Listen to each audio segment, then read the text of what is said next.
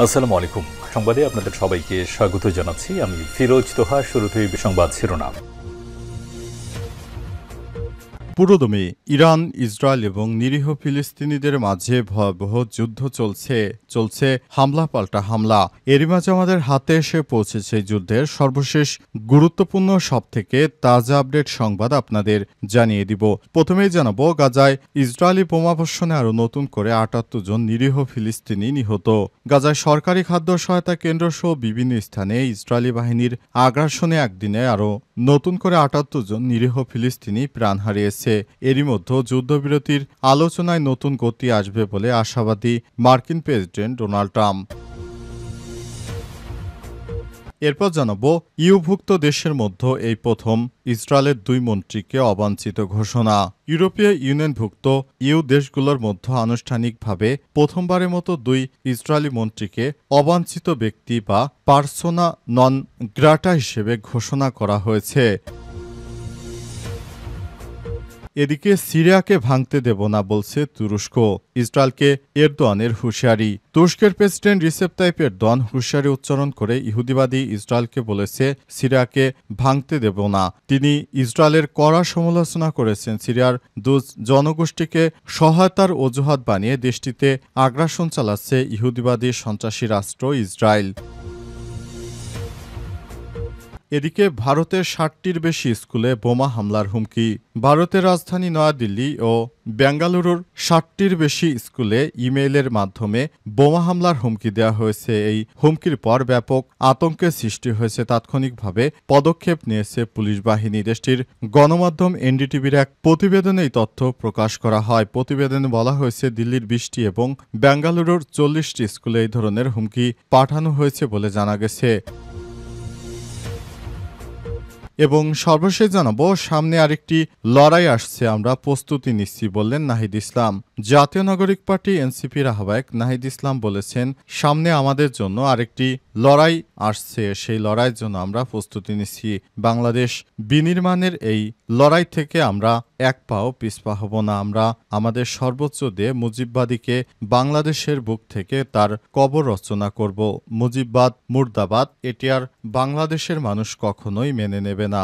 মুজিববাদের হাত থেকে আমাদের সময় এসেছে, আমরা এখান থেকে সরে যেতে চাই। মুজিববাদকে আমরা কবর দিয়েই ছাড়ব ইনশাল্লাহ। প্রিয় দর্শক, এতক্ষণ শুনছিলেন সংবাদ শিরোনাম, এবারে বিস্তারিত। তবে তার আগে বন্ধুরা, অনুরোধ থাকবে এই সংবাদটিতে একটি লাইক দিন।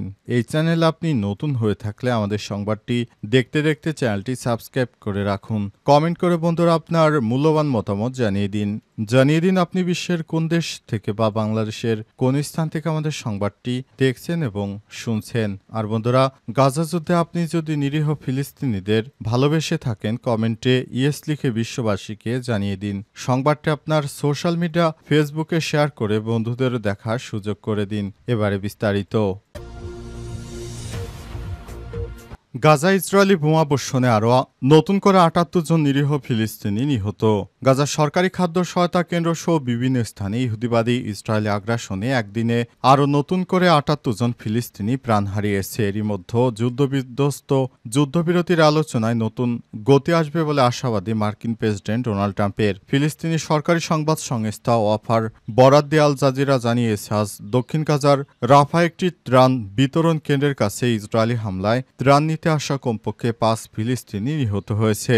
ওয়াফা বলছে, গত ২ মাসে ইসরায়েল ও মার্কিন সমর্থিত বিতর্কিত গাজা হিউম্যানিটেরিয়ান ফাউন্ডেশন বা জিএইচএফ পরিচালিত ত্রাণ কেন্দ্রের কাছে ত্রাণ সহায়তা নিতে গিয়ে অন্তত ৮৩৮ জন ফিলিস্তিনি নিহত হয়েছে। প্রতিবেদনে বলা হয়েছে, আজ দক্ষিণ গাজার খান ইউনুসের একটি বাস্তুচ্যুত শিবিরে ইসরায়েলি হামলায় ৯ জন নিহত এবং আরও অনেকেই আহত হয়েছে। এছাড়াও মধ্য গাজার বুরেইস শরণার্থী শিবিরে ইসরায়েলি বিমান হামলায় আরও ৪ জন নিহত হয়েছে। যুদ্ধবিরতি নিয়ে মধ্যস্থতাকারী তৎপরতার মধ্যেই ইসরায়েলি বাহিনী উত্তর গাজা এবং গাজা শহরেও আবার হামলা জোরদার করেছে। গাজা শহরের অভ্যন্তরে ইসরায়েলি একটি ট্যাঙ্ক রকেট হামলার শিকার হয় সাধারণ মানুষ। আহত সেনাদের হেলিকপ্টারে সরিয়ে নেওয়ার দৃশ্য ছড়িয়ে পড়ে ইসরায়েলি সংবাদ মাধ্যমে। পরে ইসরায়েলি সেনাবাহিনী নিশ্চিত করেছে ওই ঘটনায় ৩ সেনা নিহত হয়েছে। দেইর আল বালা থেকে আল জাজিরার আরেক আবু আজম বলেছেন, ইসরায়েলি বাহিনী তুফা এবং সুজাইয়াপাড়ার আশপাশে ব্যাপক বিমান হামলা চালিয়েছে। এতে অনেক বার্ষিক ভবন ধ্বংস হয়ে গেছে। আবাসিক ভবনগুলো এখন ধ্বংসস্তূপে পরিণত হয়, তার নিচে অনেক মানুষ চাপা পড়েছে। ওয়াফা সংবাদ সংস্থা জানিয়েছে, সোমবার ইসরায়েলি হামলা গাজা সিটিতে কমপক্ষে ২৪ জন ফিলিস্তিনি নিহত এবং বহু আহত হয়েছে। এমন পরিস্থিতিতে নতুন করে আশার সুর শুনিয়েছে মার্কিন প্রেসিডেন্ট ডোনাল্ড ট্রাম্প। হোয়াইট হাউসের এক সংবাদ সম্মেলনে তিনি বলেছেন, গাজা নিয়ে ভালো অগ্রগতি হচ্ছে। আশা করি ১৩০ দিন পর আমরা এই যুদ্ধ পুরোপুরি বন্ধ করতে সমর্থ হব। ইউভুক্ত দেশের মধ্যে প্রথম ইসরায়েলের ২ মন্ত্রীকে অবাঞ্ছিত ঘোষণা। ইউরোপীয় ইউনিয়নভুক্ত দেশগুলোর মধ্যে এবার আনুষ্ঠানিকভাবে প্রথমবারের মতো ২ ইসরায়েলি মন্ত্রীকে অবাঞ্ছিত ব্যক্তি বা পার্সোনা নন গ্রাটা হিসেবে ঘোষণা করেছে স্লোভেনিয়া। অবরুদ্ধ গাজা উপত্যকায় ইসরায়েলের সামরিক আগ্রাসন এবং বেসামরিক মানুষের ভয়াবহ দুর্দশার প্রতিবাদে এমন ঘোষণা দেওয়া হয়েছে।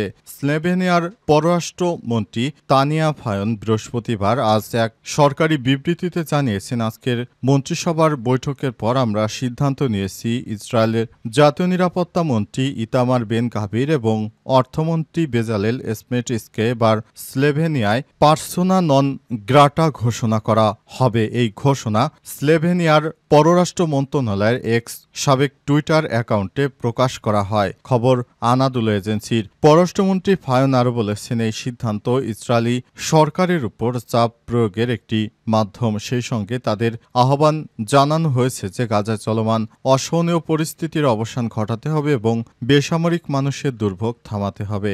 স্লোভেনিয়ার সরকার মনে করে গাজায় ইসরায়েলি এই ২ মন্ত্রীর ভূমিকা অত্যন্ত নেতিবাচক, অর্থাৎ এই যুদ্ধের পিছনে সব থেকে তারাই দায়ী। মানবাধিকার লঙ্ঘনের পেছনে তাদের দায় রয়েছে।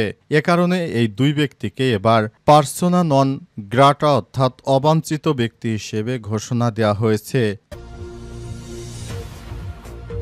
সিরিয়াকে ভাঙতে দেবে না তুরস্ক, ইসরায়েলকে এরদোয়ানের হুঁশিয়ারি। তুরস্কের প্রেসিডেন্ট রিসেপ তাইপ এরদোয়ান হুঁশিয়ারি উচ্চারণ করে বলেছেন, সিরিয়াকে ভাঙতে দেবে না আঙ্কারা। তিনি ইসরায়েলের করার সমালোচনা করে বলেছেন, সিরিয়ার দুরুস জনগোষ্ঠীকে অজুহাত বানিয়ে দেশটিতে আগ্রাসন চালাচ্ছে সন্ত্রাসী রাষ্ট্র ইসরায়েল। আজ আঙ্কারায় মন্ত্রিসভার বৈঠক শেষে প্রেসিডেন্ট এরদোয়ান বলেছেন, আমরা অতীতে সিরিয়ার ভাঙন মেনে নেইনি, বর্তমানেও নেই না, আগামীতেও কখনোই মেনে নেব না। তিনি আরও বলেছেন, গত ২ দিন ধরে ইসরায়েল দ্রুজ জনগোষ্ঠীকে অজুহাত বানিয়ে তার ডাকাতি ও দখলদারিত্ব সিরিয়ার অভ্যন্তরে ছড়িয়ে দিচ্ছে। ইসরায়েলের উপর নির্ভর করা দেশগুলোকে সতর্ক করে এরদোয়ান আরও বলেছেন, ইসরায়েলের উপর ভরসা করছে, তারা খুব শীঘ্রই বুঝতে পারবে যে তারা বড় ভুল করছে। খবর আনাদুল এজেন্সির। তিনি আরও বলেছেন, ইসরায়েলকে কটাক্ষ করে আরও বলেন, ইসরায়েল একটি আইন ভ্রষ্ট ও নিয়ম ভঙ্গকারী, নীতিহীন, ঐধর্যপূর্ণ, অভদ্র এবং রক্তপিপাসু সন্ত্রাসী রাষ্ট্র। এরদোয়ান জোর দিয়ে বলেছেন, একটি স্থিতিশীল সিরিয়ার আশপাশের সব দেশকে অস্থিতিশীল করে দিবে, অন্যথায় অস্থিতিশীলের বোঝা সবাইকেই বইতে হবে। তিনি আরও বলেছেন, যারা দমনপীড়ন ও গণহত্যার মাধ্যমে পুরো সিরিয়াকে ভেঙে ফেলতে চায় তাদেরকে কখনোই এই কাজ করতে সফল হতে দেব না। তিনি আরও বলেছেন, সিরিয়ার অভ্যন্তরের সমস্যা তাদের ব্যক্তিগত ব্যাপারে, এখানে ইহুদিবাদীদের কোনো কাজ নেই, কিন্তু তারা অন্যের ব্যাপারে নাক গলাচ্ছে বেশি। সামনে আরেকটি লড়াই আসছে, আমরা প্রস্তুতি নিচ্ছি বললেন নাহিদ ইসলাম।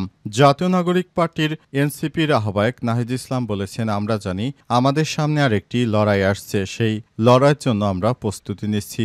বাংলাদেশ বিনির্মাণের সেই লড়াইয়ের মুন্সিগঞ্জে আমাদের সঙ্গে থাকবে। আমরা জানি শুক্রবার দুপুর ১২টার দিকে মুন্সিগঞ্জ শহরের সুপারমার্কেট এলাকায় কৃষি ব্যাংকের সামনে এনসিপির পথসভায় সব কথা বলেছেন তিনি। নাহিদ বলেছেন, গোপালগঞ্জে হামলা চালানো হয়েছে, বাংলাদেশে আরও 10টা জায়গায় হামলা চালানো হলে আমাদেরকে দমন করা যাবে না। মুজিববাদের বিরুদ্ধে গণঅভ্যুত্থানের মধ্য দিয়ে ফ্যাসিবাদী ব্যবস্থা বিরূপের যে লড়াই আমরা শুরু করেছি, এই লড়াই সমাপ্ত না করে আমরা থামব না। এ সময় তিনি বলেছেন, মুজিববাদীরা চুপিসারে চোরের মতো করে তারা মনে করেছিল আমাদের উপর হামলা চালিয়ে আমাদেরকে দমন করতে পারবে, কিন্তু আমরা কোনোভাবেই দমন হব না। আমরা বাংলাদেশের সবথেকে ঘৃণিত মুজিববাদের সর্বশেষ পরিণতি দেখে তারপর ছাড়ব। মুজিববাদকে বাংলাদেশ থেকে আমরা বিদায় করেই ছাড়ব। এ সময় তিনি আরও বলেছেন, আমরা চাই একটি ভবিষ্যতের বাংলাদেশ বিনির্মাণ করতে। এ কারণে আমাদের এত আন্দোলন সংগ্রাম। আমাদের সংগ্রাম হচ্ছে দেশের মানুষকে তাদের ভোটাধিকার ফিরে দেওয়া, দেশটাকে একটি ভারতের করদ রাজ্য থেকে একটি স্বাধীন রাষ্ট্র হিসেবে পরিণত করা। এই কারণে আমাদের এই সংগ্রাম। এছাড়া তিনি আরও বলেছেন, বাংলাদেশের অর্থ যারা বিদেশে পাচার করত তাদের ২০ দাঁত আমরা ইতিমধ্যেই ভেঙে দিয়েছি। ভবিষ্যতে দেশের টাকা কেউ আর বিদেশে পাচার করতে পারবে না। এ সময় এনসিপির নেতাকর্মীরা সবাইকে নিয়ে মুজিববাদের বিরুদ্ধে বিভিন্ন স্লোগান দিতে থাকেন। স্লোগানে মুখরিত হয়ে ওঠে ঢাকার মুন্সিগঞ্জ এলাকা।